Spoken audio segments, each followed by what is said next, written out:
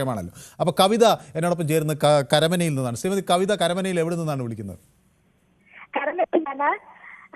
Sir വളരെ വളരെ കഷ്ടമായിപ്പോയി. വളരെ കഷ്ടമായിപ്പോയി.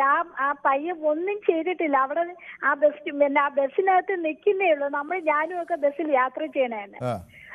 പക്ഷെ സാധാരണ ഈ ബസ്സിൽ യാത്ര ചെയ്യുമ്പോൾ പലതരത്തിലുള്ള ദുരനുഭവങ്ങൾ സ്ത്രീകൾക്ക് ഉണ്ടാകാറുണ്ടെന്ന് അവർ പറയാറുണ്ടല്ലോ. ഒന്നുണ്ട്, നമ്മളത് ഒതുങ്ങി പോണം. ബസ്സാവുമ്പോ പലതും പല ആണുങ്ങൾ പല രീതിയിലാണ്. നമ്മൾ ഇതിനെയൊക്കെ എടുത്തിട്ട് ഈ വീഡിയോയിലൊക്കെ ഇട്ട് നാണക്കേടല്ലേ. അതുപോലെ തന്നെയാണ് ഈ രാഹുൽ മാങ്കൂട്ടത്തിന്റെ സാർ വയ്ക്കരുത്, എനിക്ക് സമയം തരണം.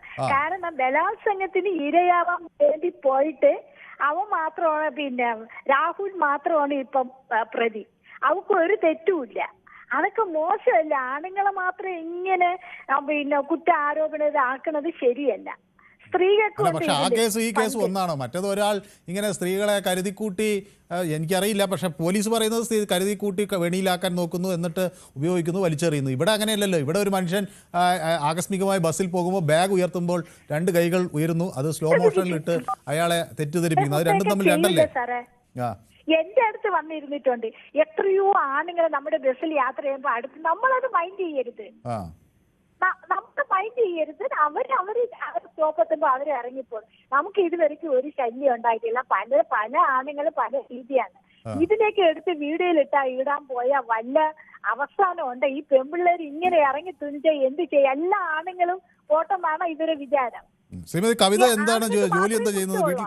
വീട്ടമ്മയാണോ?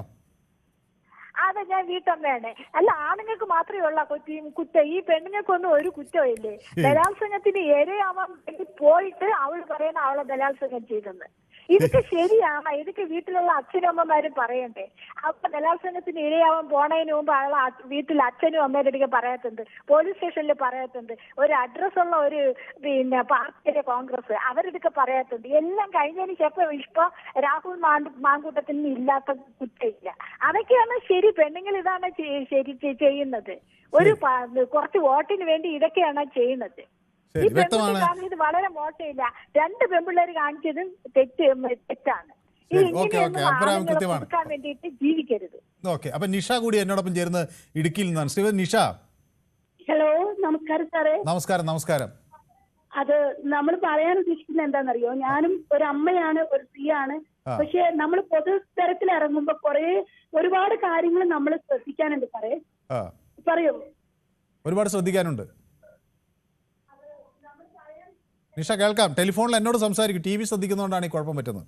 അത് നമ്മൾ എന്താണെന്നറിയോ? നമ്മൾ ജനങ്ങളുടെ ഇടയിലേക്ക് ഇറങ്ങുമ്പോൾ നമ്മൾ കുറെ ശ്രദ്ധിക്കാനുണ്ട് സാറേ. കാരണം മൊബൈൽ എന്ന് പറയുന്ന ഒരു ഉപകരണം ഉണ്ടെന്ന് വിചാരിച്ച് എല്ലാം കയറി അങ്ങോട്ട് ഒരു റെക്കോർഡ് പോലെ ഇത് ഓൺ ആക്കിയിട്ട് ഇങ്ങനെ കൊണ്ടു നടക്കുകയാണ്.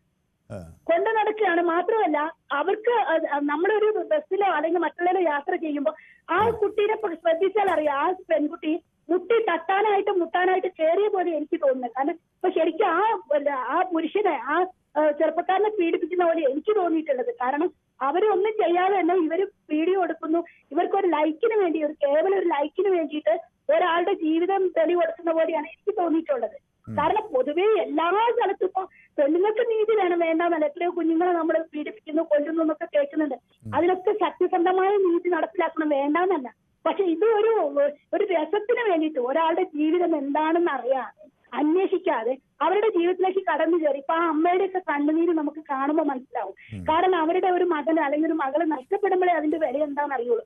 ഈ കാണുന്ന കോപ്രായങ്ങളൊക്കെ കാണിച്ചു കൂട്ടിയിട്ട് കുറെ ലൈക്കും മേടിച്ച് കുറെ സന്തോഷിച്ച് അങ്ങോട്ട് പോവാം. പക്ഷെ അവരുടെ ജീവിതത്തിൽ എന്താ നടക്കുന്നതെന്ന് അവർ ചിന്തിക്കുന്നില്ല. അതാണ് ശരിക്കും നടക്കുന്ന കാര്യങ്ങൾ. ഇതിനൊക്കെ കുറെ നിയമപരമായിട്ട് കുറെ കാര്യങ്ങൾ നമ്മൾ കൊണ്ടുവരാനുണ്ട്. സർക്കാരാണെന്നുണ്ടെങ്കിലും നിയമപാലകരാണെന്നുണ്ടെങ്കിലും സാറേ. കാരണം ഒത്തിരി നമ്മളിവിടെ അടുത്ത് തന്നെ വേറൊരു സംഭവം നടന്നിട്ടുണ്ട്. ഒരു ചെറുപ്പക്കാരന്റെ ഒരു ജീവിതം തകർത്തെറിഞ്ഞതാണ്. ഒരു അച്ഛനും അമ്മയും ലക്ഷ്യന്മാരാണ്.